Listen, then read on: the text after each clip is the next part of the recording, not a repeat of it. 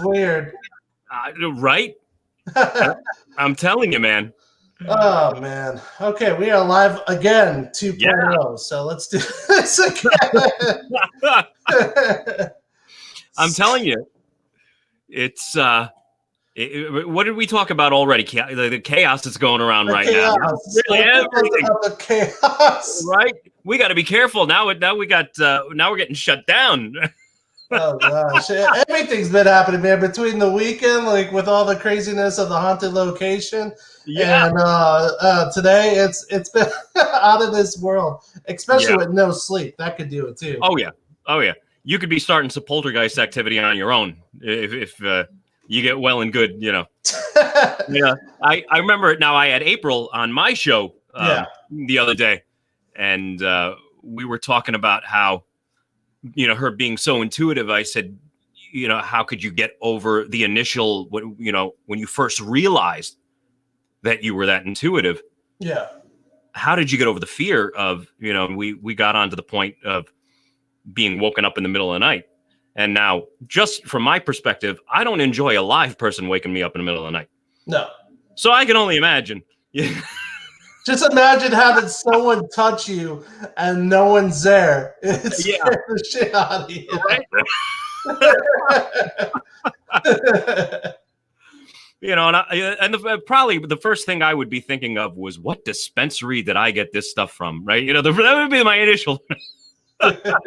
Have you ever experienced anything paranormal in your journey through?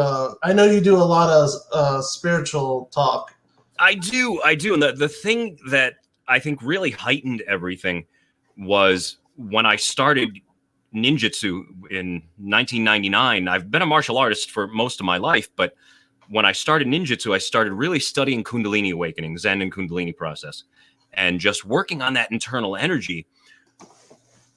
A lot of people have a misconception about meditation and energy work, where you have to clear your mind, and that's so opposite of what actually happens, because when you truly cultivate your internal energy and you truly go into meditation, you are 100 times more aware of what's going on both inside your body and around you than you normally would be.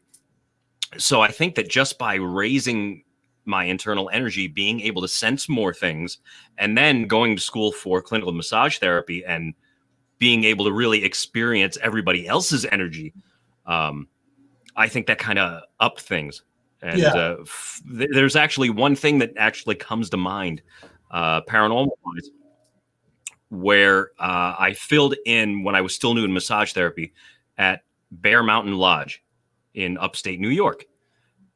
And I don't really go in when I'm just filling in. I don't ask for history of the building or, any of that. But I remember in passing people saying that the Bear Mountain Lodge was haunted. Now, me, it's like, hey, I'm good. I'm always coming in with respect. I'm not doing anything wrong. I'm not worried. It's all good. And I remember we used to start something where we would keep the spa open for walk-ins later at night. Yeah. And I remember somebody came in and they said, do you have anything available? And so the owner said, look, I'm going home, but if you want to stay and do this service, just lock the door behind you.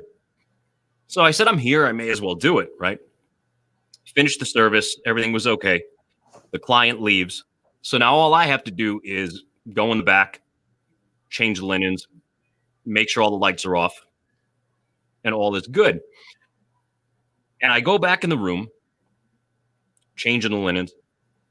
Now, mind you, because I'm very pragmatic, I want to try to debunk things before I just automatically jump to the paranormal, as I'm sure you like to do too. Yeah. But you have to understand, there is no doors, no windows, no anything in the part of the spa that I was working. And I'm changing the linens very slowly. The door to the room just started closing. And I'm sitting here looking at it, right? Kind of like, okay, this is interesting. and then it actually fully closed and latched. And I was just like, okay, I hear you. I hear you. And just then I got the full body chill that just shoots through you. Right. But and I know you're going to understand this, and I know many of your listeners will probably understand this too. It wasn't there we go. It wasn't a negative feeling. So I knew that there was nothing to worry about. So it allowed me to really just enjoy, for lack of a better term, experiencing that. Yeah, that's awesome, man. Have you? Sorry, it's freezing here a little bit on and off. I don't know what's going on with my internet. That's weird. Can you hear me? Hello? Dean, it's at this time that I wonder if it's my connection or if it's your connection, because I'm going to feel bad if it's just my shitty Wi-Fi. Is it? I have no idea. It's funny because it freezes your face and it makes it makes everybody's face just frozen. Yeah. Where did I freeze? Do you remember what part of the story I froze? Did we make it through or no? Yeah, we made it through where you just talked at the end about your experience. Yeah. But did you get to where the whole thing was? It's like, I'm sure that you know the difference as well as many of your listeners would know the difference. Yeah. You know the difference between energy and negative energy. Yeah.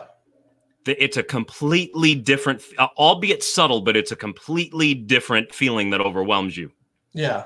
And there was absolutely nothing negative about this feeling. So it never gave me any, trepidation going back and helping them out, even if I was the only one there at night. But yeah, that was the latest. And I know that on the podcast with April, I'm actually going to go on an investigation with her soon. So, oh, that's awesome. Where are you going? We're thinking about the Shanley Hotel in upstate New York. Oh, I would love to go there. She said it's one of her favorite places. So, Yeah, I'll have to. When is it? We haven't set a date yet, but we're thinking sometime in January before she gets really busy. All right, I might have to go. I might have to. That would be awesome, brother. We'll have to film some stuff just in case to let my audience make fun of me if I I start doing karate katas in the dark or something. That's okay. I got some evidence from this weekend where I heard a voice. We were at a prison, and I heard a voice. I was sitting in the cell there. We were asking questions, and I'll be showing a little teaser here later on. But as soon as I heard it, I was like, "What the hell?" Like I just did that kind of like, "What the shit just happened?" Well, now, do you often get a lot of direct voice phenomena, or do you get more EVPs? It depends on the situation where you're at and how active the place is. Like the place we were, it was incredible. It was active as hell. So we got both EVPs and we got, audible voices coming, out loud where more than one person heard it. So it just, like I said, all depends on how active the place is. I know, like in my own home, I'll hear an audible voice. My daughter will hear an audible voice. We've had EVPs from my own home. So it all, like I said, it all depends on the history, what happened, the activity. But what was your experience as when you were young with the paranormal?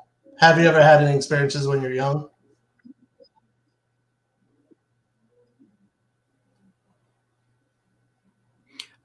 I know I absolutely did, because I remember being alone in my room talking to somebody. And I don't know when it stopped, but I must have shut some part of my subconscious down. Because I knew it wasn't a pleasant experience. I knew it wasn't something that I enjoyed. I knew it was always intense anxiety. Yeah. Anytime it would happen. And I want to say 4 or 5 years old. I'm talking young. But I do remember the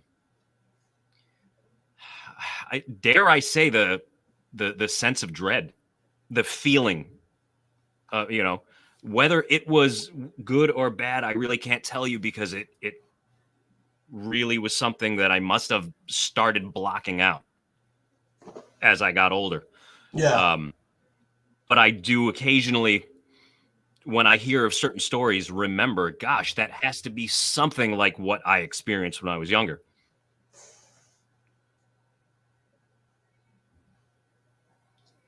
Hello? Oh. I think you cut out again. Yep, I'm here. But you were saying that something you experienced as a little kid. Sorry. Well, this is, Yeah. But anyway, so how did it start? I'm telling you, man, something, Something's interfering here. there's something from the prisons blocking you, bro. I don't know, man. It's been crazy ever since I came back, dude. Stuff has been like going crazy here, man. So I Yeah, don't no, know, man. I'm not sure when I cut off, but yeah, no, it was definitely something that I remember happening for a time and then stopping. So whether that was me doing everything I possibly could to ignore it and shut it off, Yeah, it's up for debate only because I never got interested in the paranormal until much later. You know, when you're a little kid alone in your room, it's pretty damn terrifying to yeah. have anything like that happen that's keeping you awake. So, you know, I didn't become a sick, morbid bastard until, you know, I was easily in my 20s. That's so awesome. You know, now whether Metallica, Megadeth, Slayer had anything to do with that, that's Oh, dude. your guess is as good as mine. I know you're into music too, just as I am, and I'll never forget being in a metal rock band. That's why I'm kind of probably half deaf too. Yeah. It's like head banging and all that. I can't do that crap anymore because I think I rattled some screws in my head over the. Well, but here's the thing. Now, when I had the Fabio look going and the, you know, the I, long saw, hair, I right, wish I had a picture of it. right, and was able to do the hair flips and you know all that kind of stuff, it you really become the role, so to Yeah, speak. You know, you come out of your shell, you become the role. And then the last year that I did that tour was when I had, and I'm like, look, you know what, the hair is awesome for the 2 months out of the year that I'm on tour. The other 8 months, this is a pain in the ass. yeah. Right? So I ended up cutting the hair for that last year. And I got to be honest with you, bro, even though, you know, my playing was the same, I felt like Samson. Like I honestly felt like it was my kryptonite. I'm like, I got nothing. Yeah, it's like there's nothing to move. Yep. It's like, wow, now I actually have to look at people and smile and make eye contact. I'm not equipped for that. I'm used to just throwing the hair in my face and everybody's, you know, rocking along and it's all good. So, what bands were you in? The latest that I did, that I toured for 5 years with, was the Wizards of Winter tour with the original Trans-Siberian Orchestra. Oh, dude, And I that, love them. yeah, man. And it was something that, you know, I love neoclassical. So just the whole idea, the outfits, the heavy metal Christmas, you know, with the Bach flair. Yeah, It was always something that I loved. So I started in 2014. The next year, we got under new management, and we ended up signing with John Zazula, Johnny Z, the guy who found Metallica, the guy oh who founded wow, Metal Blade really? for Metallica. Holy crap! So I thought about, yeah, it was insane because thinking back on everything now, you realize how much of a blessing it was that I was able to do more than 99.9% of people who buy a guitar ever will. but at the time, it's not until you actually look back on everything that you're like, wow, you know. Yeah. And I do remember one funny thing about that because I'm just the type of person that I'm not ego driven. So I was happy to pay and get to be paid to play. That's like every musician's dream, right? Is to get paid to play. So I always did my best to not make waves, do your job, And I remember the day that I left Facebook up while I went to take a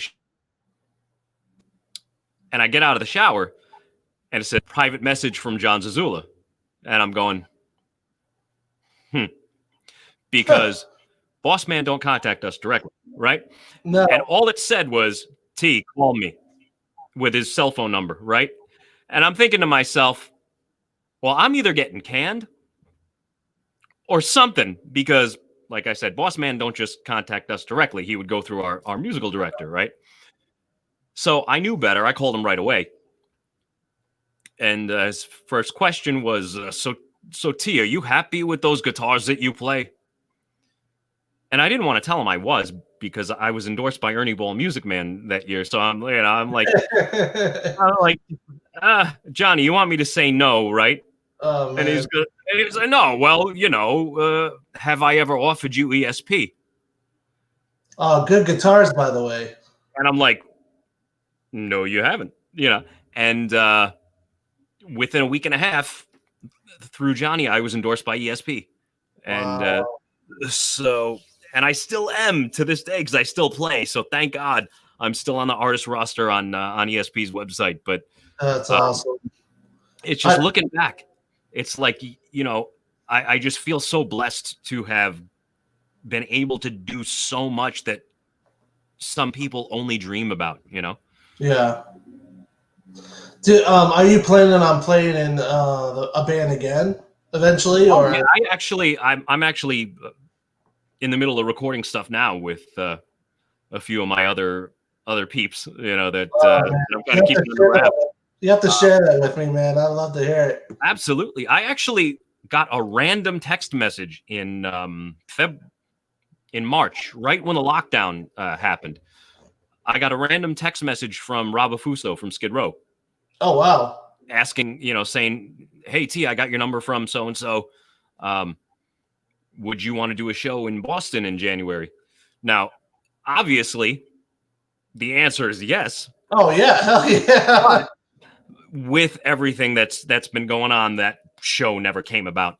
So, yeah, I still play, but it's like with everything that's going on with all these restrictions, really, who knows when live music is really going to come back? Yeah, I don't know, because concerts was like my one go-to. That's where I could clear my mind and just chill and hang out. I think the last concert I went to was a country concert. Really? And right after that, like that's when COVID hit, and Yep. then everything just like shut down. I was like so bummed, because as a musician, you want to either play music live or just Yep. go see a concert and enjoy it. Yeah. It was Yeah. just such a bummer, and I don't even know if it'll ever come back the way things are going. To be Well, honest with you, I don't know.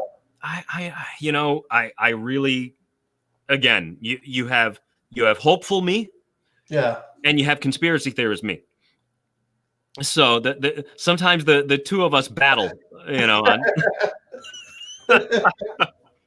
What is your conspiracy? No, I'm just kidding. oh, dude, I have a feeling if I started, our screens would start freezing again. So maybe we shouldn't cross that bridge. So far, it's going okay. No, I just I've learned to never trust the media, because unfortunately the media has the power of making good people look like criminals, and they also have the power of making criminals look like good people. And Yeah. and I think that so many people are so wrapped up of being in front of the television, being glued to the television, Yeah. um, that it's, you know, it's not, there's always a bias now, you know, on TV. So I try to always detach myself. I don't like watching the news. I don't like, you know, because all it's going to really do is bring you down. You know, Yeah. it's just kind of like, you know what it is it's kind of like, it's kind of like the one asshole that you're acquaintances with, then you only talk to him once every, like, you know, year just to keep the relationship up. But you know, it's kind of a toxic person. So you want to, you know, you want him out of your life, you know, him or her. You just want to, you know, keep at arm's length, but you'll say hello every once in a while, kind of, you know. That's how I feel with everybody's relationship to the media. You know, it's kind of like the, well, I read it on the internet, so it's got to be true. Yeah. Oh yeah. No And matter what, where you read it, man. right. Well, it's, you know, think about it this way. It's kind of like, so me as a fitness and nutrition professional, when you see somebody on your friends list post a question that has to do with anything fitness, nutrition related, health, whatever, Yeah. and then you see the most overweight and unhealthy people are the ones who are commenting, trying to tell them what to do to take control of their health and fitness. So it's like,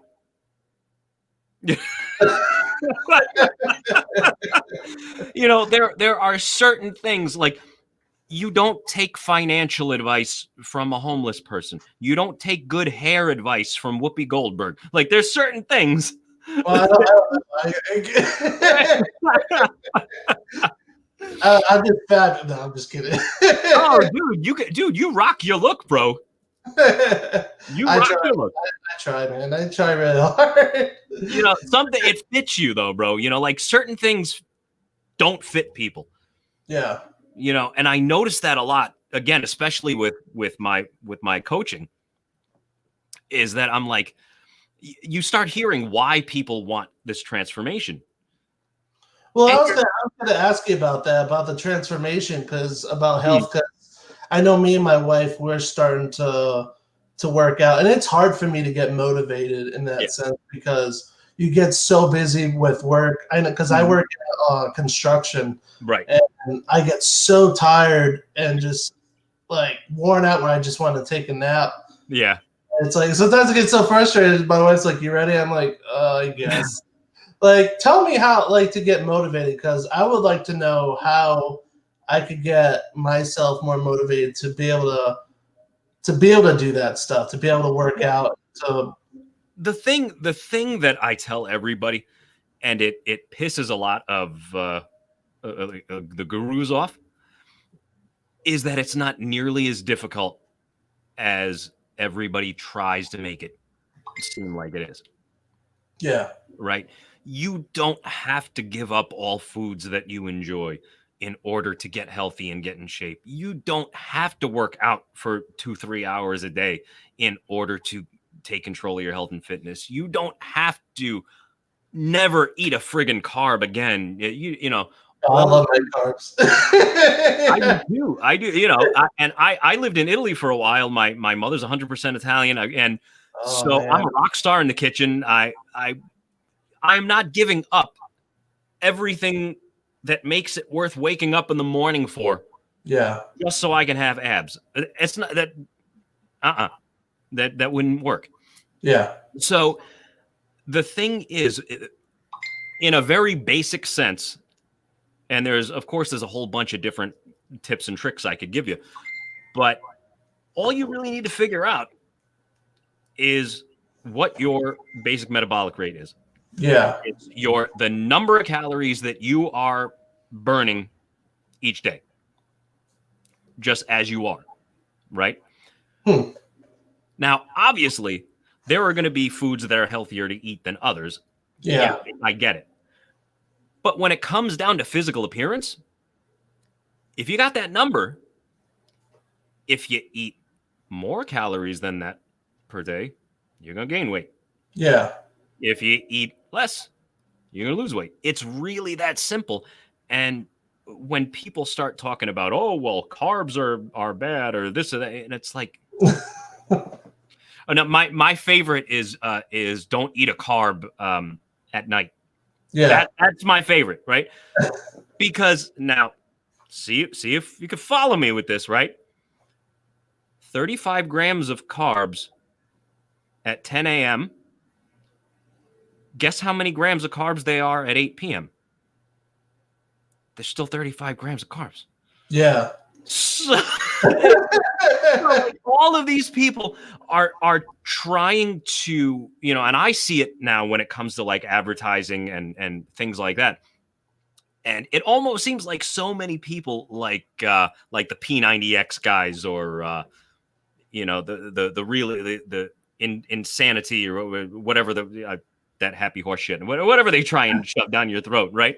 It kills me because it's like, you want to know how to lose weight? Just do 3 hours of cardio a day, and you can only eat chicken and broccoli for the rest of your life, but you're gonna lose weight. Oh, I couldn't do that. And of course you can't. It's unrealistic, man. Yeah.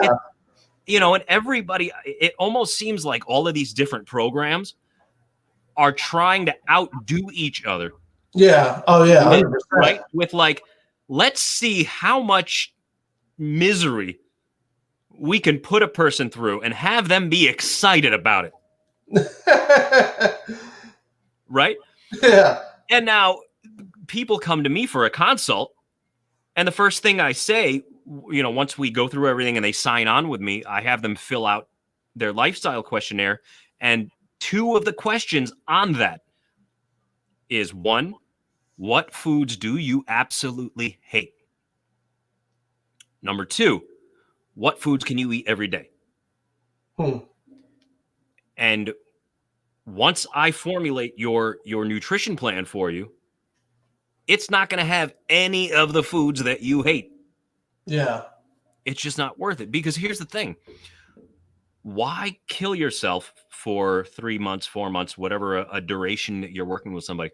Why kill yourself for that long to go through a transformation that is so strict that every single day you are just dying for that day? Cheeseburger or Right. something. Oh, Yeah. right. Because then what you're going to do is you're going to get a great transformation, and then over the next few months, you're just going to go right back to where you were.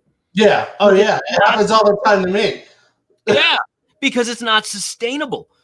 You can't tell somebody, well, you got to do this, you got to do that. You can't, and you can never have this again. You can never. It's not feasible, bro. Like, it's for sustainability, right? Well, I got to tell you something funny before we go on.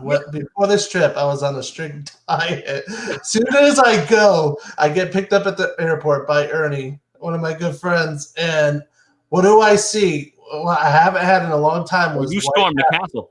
White Castle. Yep, you stormed the castle. I saw that. I freaked out, and I was like, "We gotta go here. I gotta have some burgers." And I went. I told my wife, and she's like, "You jerk." But here's the thing, right? There's a big difference between treating yourself to White Castle than doing it 5 days in a row. Mm-hmm. Simple as that, right? There is nothing that says you cannot be healthy and fit, and not enjoy life. Yeah. Right. But like I said, you hear these different programs that are trying to be the next biggest thing that really are just trying to make you as miserable as possible and see what kind of results you get. Yeah. Right. Because they're going for quantity of clients, not quality of clients. There's not, when I like working with people just like you and I are talking right now. This is how my clients get me. You get me. You don't get a bot. You don't get an assistant coach right now that I'm going to pawn you off on.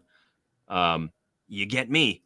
And it's like, whatever you need, I can't make it feel like you're contacting me too many times, or you're asking me too many questions. That's not the way it works. If you have a problem with people asking you questions, you shouldn't be in that line of work. No. Because my goal is to help you as much as I possibly can. The only thing I can't do is I can't eat for you. Mm-mm. That's the only thing I can't do, right? But the cooler you are to people, and the more approachable you are, and the more the more available you make yourself to people, the more that motivates them. Yeah. Oh yeah, 100%. I mean, I have people who shoot me pictures of a food when they're in the grocery store. I've had clients shoot pictures of a menu when they're out to dinner and just be like, "Oh, T, I'm thinking about having this." Yeah. And I'd rather you do that, because the last thing that I need is, the one person to say, "Well, T's coaching sucks." Because the one phrase that I always repeat to people is, it takes years to build a good reputation, but it Yeah. takes a second to tarnish it. Yeah. So but you know what though?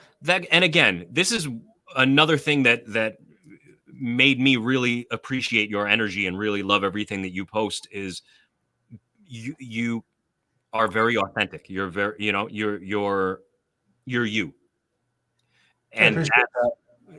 it's true, brother. You can tell that it's coming from your heart and it's you. And that's what people are going to attach to, Yeah. right? People don't buy coaching, they buy coaches, right? Because there are plenty of other people that can do for you what I do. Yeah. But people are going to be attracted to your energy, your way of doing things, your authenticity, right? Because you could say, and again, you doing paranormal research and you being sensitive to energy, you get that sixth sense when somebody's not being authentic. Yeah. Oh, 100%. Your bullshit detector is like a beacon, Yeah. and you just can, and I don't know if it's just even getting more in tune with age, just because you've been there, done that, and you've been around the block, you've seen it before, right? But that's really what it comes down to, is authenticity, because I think people, no matter what, if it's business, if it's interpersonal relationships, if it's any of that, what are people looking for, brother? They're looking for a meaningful connection. Yeah. Right? And you can't connect with someone if you are putting out a persona that's really not you. I can sit here and I can smile all I want, and I can laugh, and I can try to put on a persona, right? But it's surprisingly apparent when that's coming from somebody with a shit heart. Yeah.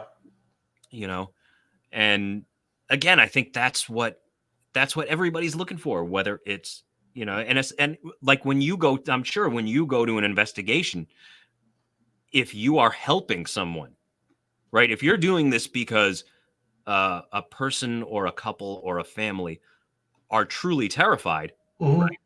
What do they want? They want that compassion that you have, the vulnerability that is there, Yeah. And what does that come down to? That comes down to it's a connection. Yeah. It's all about the heart. Yeah, and it's that connection, right? So what's going to make them comfortable with you coming into their house? Mm-hmm. It's that connection, that authentic connection. That, remember, and as well as I do, bro, energy doesn't lie. No, it doesn't. A lot of people can try to shut it off and ignore it. Yeah. I do. I totally get that. A lot of people, I mean, dude, let's face it, a lot of people are space cadets. Let's just call it like it is, right? A lot of people are walking around like astronomers all day, right? Right. But when it truly comes down, you a bullshit artist when you see one. Yeah, 100%. So that's really what it comes to. Authentic smiles, like you and I got right now. Yeah, it's awesome to be able to share that to people, especially if no matter what, if people are trying to show off that negative energy, I still try to, as much as possible, to show that love and compassion to them, even though if they don't accept it, at least I did something right, Oh yeah. because I felt it right, you know. And I love how it f's with them. Yeah. Because is it right? Because some people don't expect compassion from you No. when they're being an outright asshole to you. Yeah. Well, I've been treated like an asshole, but no matter what, it's like you can't treat them back because then you turn into an asshole. Right. So Exactly. I rather show the positive energy of love and caring because that's how I was brought up. Yeah. I mean, even though no matter as growing up as a kid, I was treated like crap, I was picked on and all that stuff. Mm-hmm. And then until I got bigger, and then everyone was like, "Oh shit!" You know? And then I just felt that love and connection, no matter what people did to me. I still showed love and compassion. Absolutely. Absolutely. And I think that really comes down to, and I think another reason why you and I connect so well is, remember, now that's the whole basis for my podcast, Bullied to Badass. It's me really being severely bullied in different aspects, as a kid, and just realizing that the bully doesn't just go away. Like, at least when you and I were growing up, they were honest with us, right? They weren't trying to brush it under the rug and tell us it doesn't exist. Yeah. Like my buddy Matt Kazam is an incredible stand-up comedian, but he's a good friend of mine, and we were talking about that, and he was saying how, nowadays they tell every kid they're a winner. That's the hell they are, right? Yeah. It's like you could tell every kid they're beautiful, they're special, they're unique. Absolutely. But a winner, the true definition of a winner is a person, place, or thing who wins something, right?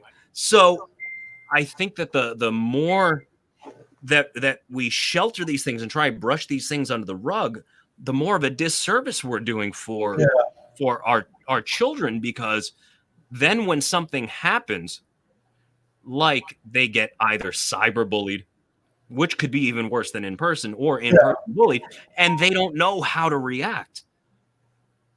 And then you're getting such horrible backlashes from that, and it's like, man, if only we could just be honest with everybody. We didn't have to, have the children leave the house with a helmet and bubble wrap. Yeah. Every day. It builds character, and I always say that, martial arts is what helped me become a true human being, but I in no way advocate violence as an out for, so even though I say it's, I owe a lot to my martial arts training, it's not me advocating violence to get away from bullies, but what that does is it builds your confidence. It builds your resilience. And that is what takes that target off your back. Yeah. Oh, 100%. Because remember, think about it. Just like if you're on a safari in Africa or, right? Who is the lion going to go after? The lion's going to go after the weakest or the injured or the right. A lion isn't going to go after the most powerful in the herd. Nope. They might get their ass beat, right? So it's really the same thing. It's martial arts did so much for me just to be confident and resilient and know my worth, so to speak. And oftentimes that's enough. Yeah. Oh yeah. Just being self-assured and self-confident. Oh yeah. Dude, that's awesome. Just hearing you talk, man, I'm learning so much. I have you're gonna have to shut me up because I have a tendency to get long-winded sometimes when I well, we're gonna have to talk. I know time's going short. I got one more question, but absolutely, man. I definitely love to talk to you. Definitely on your show. We need to talk more because I got. No, we will absolutely do my show, and then I'll put you in a hot seat for a little bit. Yeah, dude, I'd love to talk more because this is very interesting because of especially as a health, like martial arts. I was in martial arts growing up, Chinese Kempo for 13 years. Oh, very nice. And it was very relaxing, and you learn a lot from how to respect someone. Right. So I could definitely understand. I know we could talk more about that another time, but what kind of wisdom would you give people coming to of like as a health? What should they do? Like what kind of how can I say it? You know, just a type of wisdom you would give them starting out. Well, the number one thing that I tell people is you really need to understand your why, Yeah, right? Why now and why me, right? Because there are two types of people that I generally encounter. And the first person, the why isn't what it should be, right? So I'll give you an example. So person A will come to me and say, "Oh, well, I want to do this because I've never had abs before, and I think that if I looked like you and I take my shirt off this summer, every single woman that have ever ignored me are just gonna come knocking on my door, crawling back, begging. Every woman that have ghosted me, right? No, no, dude, you really have to look at your priorities if that is your motivation, because I'll tell you from personal experience, this doesn't really mean anything, especially if this has to be worked on, yeah, right? But then you have person B that says, T, I just came back from the doctor.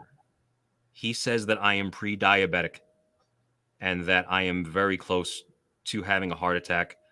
I just had a brand new baby. I want to be around for him or her for as many more years as I can. I've seen what you do with people. Can you help me? yeah. Yes, I will do everything in my power to make you crush your goals, because that's the why. What's your why? Well, I want to be healthy so that I could be that strong, resilient father that I know my child deserves, and I Yeah. want I want to be here for them, and I want to be healthy, and I want right.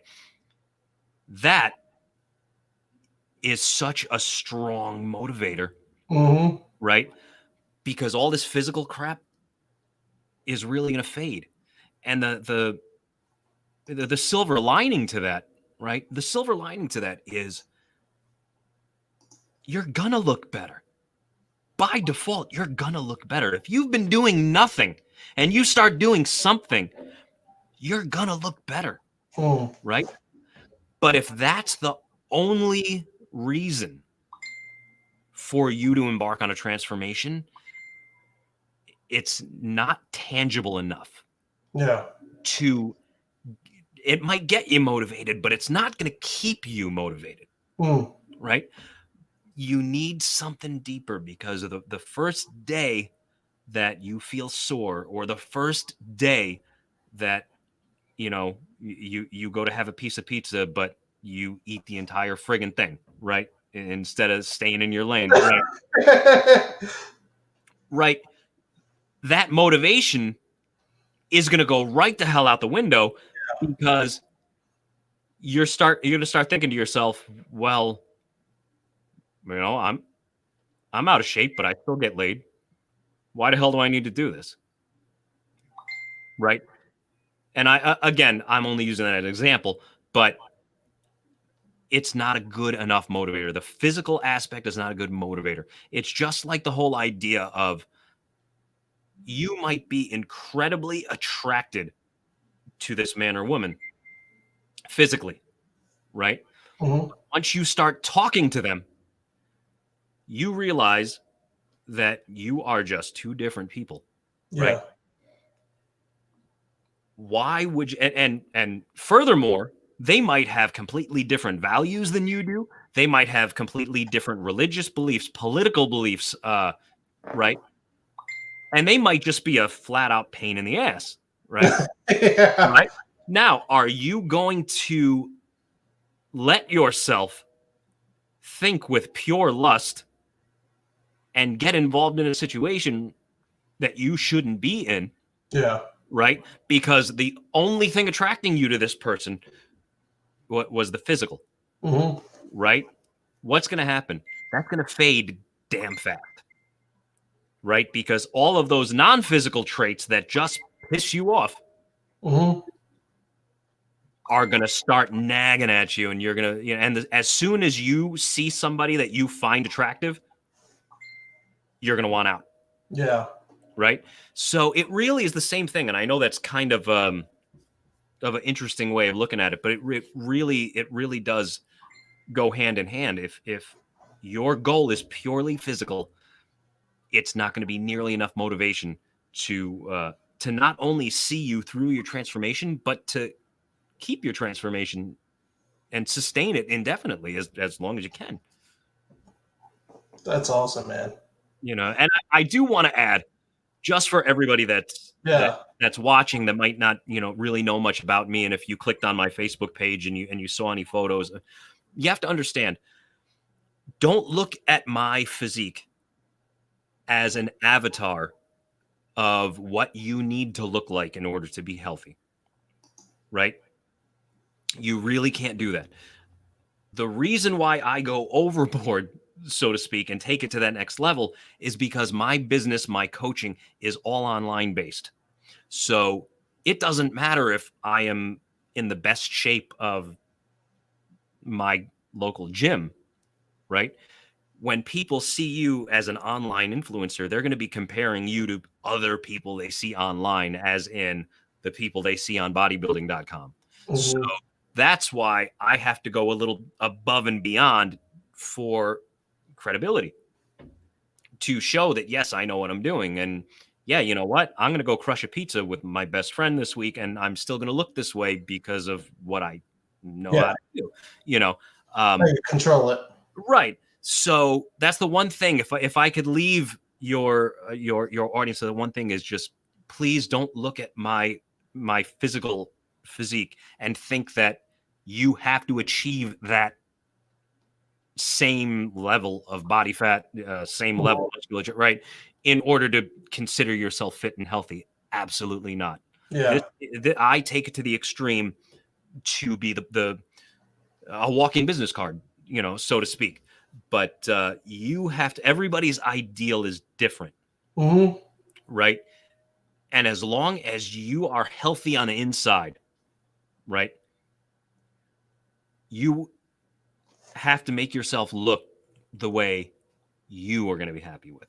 Amen.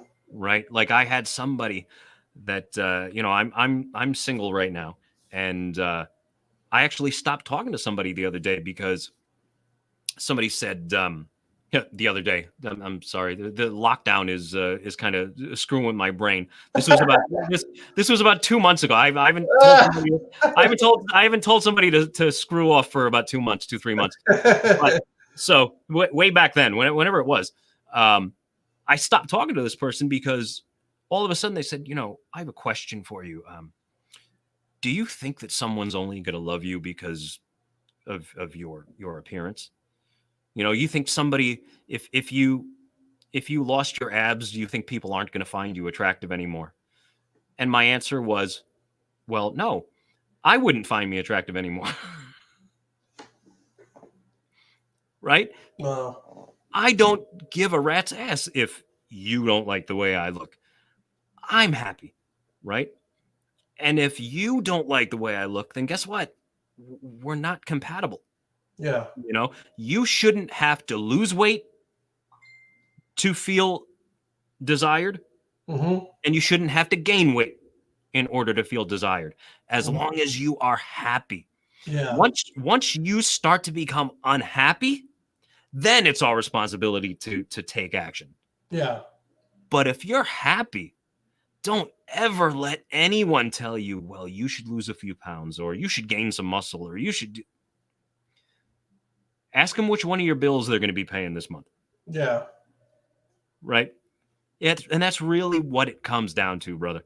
Amen. We really have to do everything we possibly can every single day to experience happiness and experience joy, because now, coming full circle to what we Mm-hmm. started talking about that got us shut down at the beginning of the show, is Yeah. there is way too There is way too much negativity and chaos going on in this world for you to allow yourself to get sucked into that, right? And rob yourself of happiness and joy, because chances are you're being fearful and worrying about something that may never happen. Yep. And how much of your life do you want to really waste just being in that fearful, negative, unhappy mindset, man? You got to be able to smile. You got to be able to be happy. And you know what? If you're not, you have everything inside you to make that happen. Now, you might need friends, you might need a coach, you might need something to help pull that out of you. But don't ever think, anybody who's listening, don't ever think that you can't do something, right? I think it was Henry Ford, I think, who said, whether you believe you can or you believe you can't, you're right. Wow, that's good.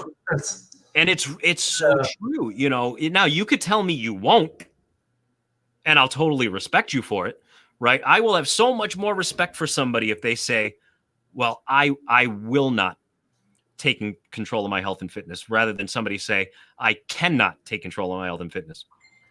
Well, yeah, you can. You won't, but you absolutely can, right? Yep.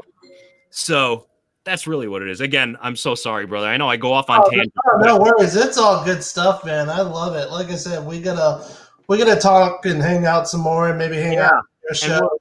You know, we could do a part 2 on Bullied to Badass. Hell yeah.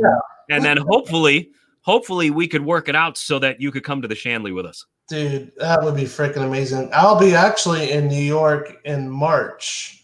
Nice. Also, I'll be near the Buffalo area. I don't know what part of New York you're in. Oh no, I'm closer to the city. Buffalo's like that's all up in the Aboot, you know. Yeah. In Canada, yeah. It's all up in the woods. Now, you know what's funny? I don't know if we have time for one really quick anecdote that I thought was kind of amusing. That one of the funniest things that ever happened my first year on tour was realizing that you can't generalize where people live or certain types of demographics or certain, right? Because I remember you said upstate New York, and it reminded me that I didn't realize that once you pass a certain part of New York, it becomes like the Deep South. Because we get off, and I think it was around Ithaca that we were playing a show, and after every show we would have to do the meet and greet, right? All I knew was we were in New York, right? But somebody brought our CD up to have me sign, you know, so the first CD, and they're talking to me, and I'm going, are we in New York? Right? I'm like, totally blew my mind. I'm like, wow, teach me not to generalize, right? So that's way up there, you know. Yeah, that's that's it. Yeah, it's definitely like the Deep South there in Buffalo, New York. It's awesome though. It's beautiful. Well, I can imagine Buffalo has some creepy locations. Oh yeah, there's some that'll make your hair stand. Oh, I believe it. I believe it. Now I gotta ask you, brother, because I noticed I wasn't able to, you know, I was trying to give you me and you know, pay attention, but I know there was a lot of comments that came across the screen. Am I going to be able to go back and potentially answer some of them? Yeah, you could definitely go back and definitely answer. I know some things didn't come because a lot of things froze on my end. But yeah, you could definitely go back on the comments list and definitely comment. Yeah, definitely. Because of it, please, everybody who are watching, I so appreciate everything you've said. I'm so sorry that I wasn't able to pick it out, but I definitely appreciate you, and I want to be able to, you know, to respond to everybody. Yeah. Thank you so much for coming on Animal Paranormal Live, and thank you folks for joining us. And out, we could talk a little bit more in the back room, and you know, go from there, man. Can't wait. All right, brother. All right, guys. You guys stay beautiful and have a good day.